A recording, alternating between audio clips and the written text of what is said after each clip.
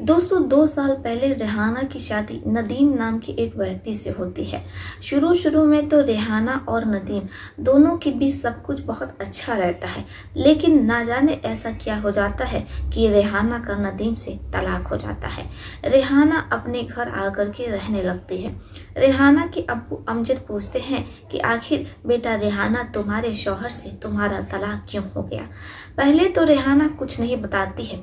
रेहाना के अब्बू कहते हैं कि बेटा हम तुम्हारा हलाला करवा दे रहे हैं, इससे अच्छा लड़का अब तुम्हें दोबारा नहीं मिल पाएगा।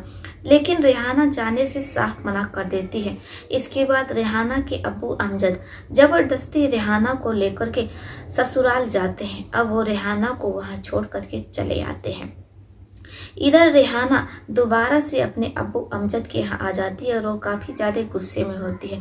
वो अपने अब्बू अमजद से कहती है कि नदीम हमें अपने घर रखना नहीं चाहते, वो हमें अपनी बीवी नहीं मानते हैं, बल्कि उनका तो अपनी ही ममानी के साथ प्रेम प्रसंग है। वो अपनी ममानी के साथ ही शादी करना चाहते हैं और उनके साथ ही रहना चाहते हैं। ऐसे में आपने हमें दोबारा से नदीम के यहाँ भेज दिया, हम अपने शौहर के साथ नहीं रहना चाहते हैं।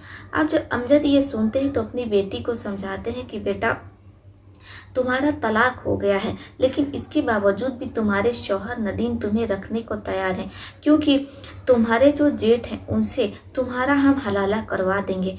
ऐसे में जब तुम एक रात अपने जेठ के साथ बिता लोगी तो सुबह तुम्हारी शादी दोबारा तुम्हारे शौहर से हो जाएगी।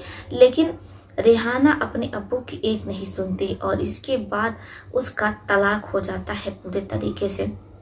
इधर रेहाना का शौहर नदीम जो कि अपनी ममानी के साथ ही रह रहा होता है, क्योंकि उसके मामू जिनका इंतकाल हो जाता है। अब ऐसे में नदीम जिसका अपनी ही ममानी के साथ प्रेम प्रसंग रहता है, अब ऐसे सब कुछ चल रहा होता है। रेहाना जिसे अपने अब्बू अमजद के घर रहते हुए 2 साल से ज़्यादा हो जाता है। रेहाना की अम्मी जो कि बेड पर ही रहती हैं, वो बीमार रहती हैं, उन्हें निमोनिया हो गया रहता है। अब ऐसे में कई बार उनका इलाज होता है, लेकिन डॉक्टर ने कहा था कि हम उन्हें बचा नहीं सकते हैं, कभी भी इनकी मौत हो सकती है, इनकी मृत्यु हो सकती है, वो इस दुनिया को छोड़ करके फानी हो सकती हैं। अब जो कुछ भी है वो सिर्फ ऊपर वालों के ही हाथ में है। अब जैसे अमजद ये सुनते हैं तो उन्हें कुछ समझ में नहीं आता है कि वो करे तो क्या करे, क्योंकि उनकी 5 बेटियां रहती हैं, जिनमें से सिर्फ एक बेटी रेहाना की शादी हुई रहती है, लेकिन वो भी 2 साल बाद तलाक लेकर के अपने शौहर नदीम से घर पर आकर के रहने लगती है।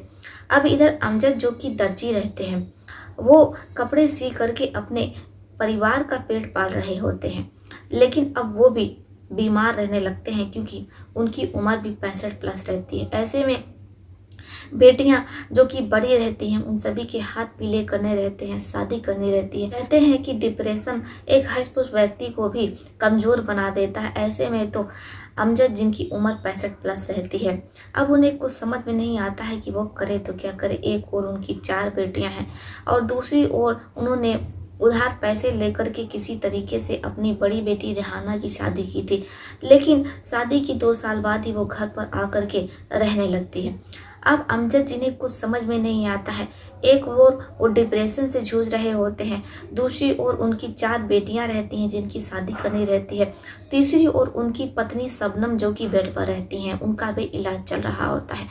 अब ऐसे में अमजद जो कि काफ़ी ज़्यादा चिड़चिड़े हो जाते हैं। अब इधर जो रेहाना रहती है वो पेट से हो रही होती है। अब आसपास समाज में थू-थू होने लगती है कि आखिर इनकी विधवा बेटी रेहाना हर साल पेट से कैसे हो रही है, किसी को कुछ समझ में नहीं आता है। अब वो लोग अमजद से पूछते हैं कि आखिर आपकी बेटी को तो तलाक हो गया है, फिर आपकी विधवा बेटी पेट से कैसे हो रही।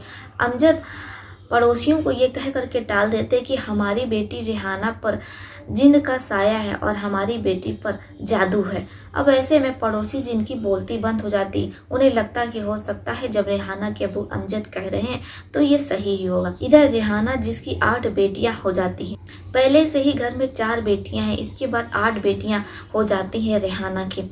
इधर आसपास और गांव के बाहर भी ये बात फैल जाती है कि एक विधवा महिला है जिसके तलाक हुए 2 साल हो गया है, लेकिन वो हर साल पेट से हो रही है और हर साल एक एक बेटी को जन्म दे रही है। अब किसी को कुछ समझ में नहीं आता है। जब भी वो लोग अमजद से पूछते तो अमजद यही कह देते कि अरे हमारी बेटी पर तो जिन का साया है और जिन ही ये सब कुछ कर रहा है। हमने अपनी बेटी को बहुत से मौलवी मौलाना को दिखाए लेकिन हमारी बेटी को आराम नहीं मिल रहा है। लोगों की बोलती बंद हो जाती। अब ऐसे समय बीत रहा होता है, लेकिन अमजद के जो पड़ोसी रहते हैं उन्हें अमजद पर कुछ शंका होती है। वो अमजद से कहते हैं कि देखिए, हम एक बहुत अच्छे आलिम साहब को जानते हैं। अगर आप रेहाना को आलिम साहब के पास लेकर के जाएंगे तो हो सकता है कि आपकी बेटी ठीक हो जाए। आपको तो पता है कि परिवार इतना गरीब है, ऐसे में गरीबी में आटा गीला हो। आपकी पहले से 4 बेटियां शादी करने पर और आपकी 8 नातिन हो गई हैं। ऐसे में आप उनकी शादी कैसे करेंगे? आप भी कब इस दुनिया से गुजर जाएं ये कोई भरोसा नहीं, क्योंकि आपकी उम्र 65 प्लस हो गई है।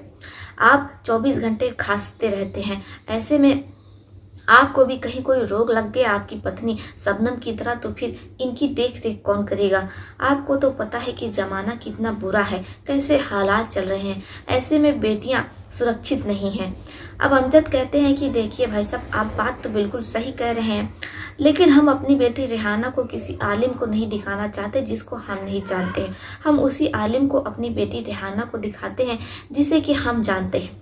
अब जैसी पड़ोसी ये सुनता है तो उसे जो उसका शक रहता है वो और ज़्यादा गहरा जाता है। उसे अमजद की बातें बहुत अटपटी लगती है, उसे कुछ समझ में नहीं आता है।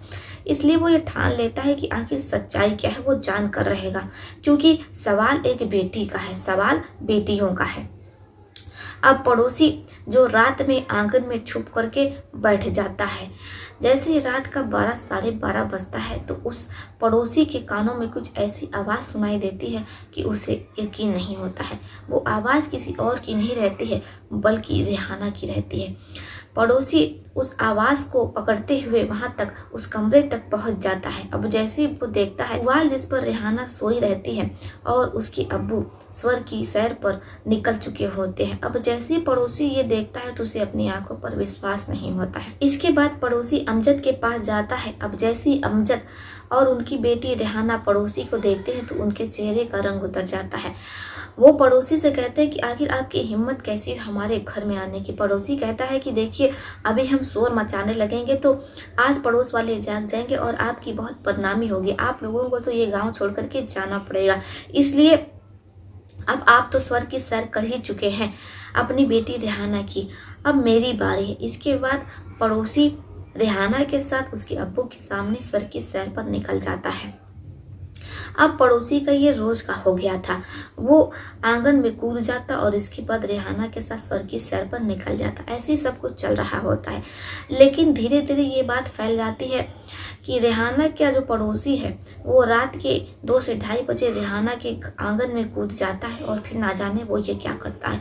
अब जो आस पड़ोस के लोग रहते हैं उन्हें रेहाना और उसके परिवार की चिंता सताती, क्योंकि उन्हें पता था कि रेहाना के अब्बू अमजद जो कि एक बुजुर्ग हैं, वो आलिम है। ऐसे में बेटियों की हिफाजत के लिए पड़ोसी आगे आते हैं और 2-4 लोग मिलकर के आंगन में कूद जाते हैं और छुप जाते हैं। अब जैसे ही जो पड़ोसी रहता है जिसका नाम अशफाक रहता है, अशफाक जैसे ही घर में कूदता है घुसता है तो वो उस पोरे वाले कमरे में चला जाता है। गांव में अक्सर लोग पोरे पर ही सोते हैं क्योंकि पोरे से ठंड कम लगती है। पोरा एक प्रकार की घास होती है जिसे पुआल कहते हैं। अब ऐसे में ही वो पोरे वाले पुआल वाले कमरे में चला जाता है जिसमें रेहाना के अब्बू अमजद उसके साथ स्वर्ग की सैर पर निकले हुए थे। अब जैसे ही पड़ोसी अशफाक पहुंचता है तो वो तुरंत वहां से हट जाते हैं और बगल के एक कोने में हाथ बांध करके खड़े हो जाते हैं। इसके बाद अशफाक भी स्वर्ग की सैर पर निकल जाता है। अब जैसे ही पड़ोसी ये देखते हैं तो उन्हें माजरा कुछ समझ में नहीं आता है, लेकिन वो इतना भाग चुके थे कि कुछ तो बुरा हो रहा है। इसलिए वो अशफाक को धर दबोचते हैं और उसके अब्बू को भी पकड़ करके ले आते हैं। अब उन दोनों से पूछताछ होती है। जैसे ही पूरा मामला खुलता है तो गांव वालों के होश उड़ जाते हैं, क्योंकि अशफाक जो कि अक्सर गांव वालों से कहा करते थे कि उनकी बेटी पर जिन का साया है। जैसे ही पड़ोसियों को पता चलता है कि रेहाना पर कोई भी जिन का साया नहीं है बल्कि ये तो उसके अब्बू अमजद की कारस्तानी है कि वो 8 बेटियों की माँ बन गई है। इसके बाद गांव वाले अशफाक से 25,000 रुपये का जुर्माना लेते हैं और उसे वो रेहाना को दे देते हैं ताकि वो अपनी बेटियों का लालन पालन कर सके। इधर अशफाक जिन्हें गांव से निकाल दिया जाता है। अब रेहाना अपनी 8 बेटियों और अपनी 4 बहनों और अपनी बूढ़ी माँ के साथ हंसी खुशी अपने घर में रह रही है। आशा करते हैं दोस्तों कि आपको ये कहानी बेहद पसंद आई होगी। आपका इस दिलचस्प कहानी पर क्या सोचना है, आप अपनी अपनी राय हमें कमेंट बॉक्स में लिख सकते हैं। तो चलिए फिर चलती हूँ, मिलती हूँ आपसे किसी और दिलचस्प कहानी में। तब तक के लिए आप अपना अपने परिवार का ध्यान रखिए। आदाब, सत श्री अकाल, नमस्कार। दोस्तों, इस प्रकार की कहानी सुनाना हमारा कोई उद्देश्य नहीं होता है, लेकिन आप लोग इस प्रकार की कहानी सुनना ज़्यादा पसंद करते हैं, इसलिए हम आप लोगों के लिए इस प्रकार की कहानी घटनाएं खोज करके लाते हैं और आपके सामने प्रस्तुत करते हैं। इसमें हमारा कोई दोष नहीं।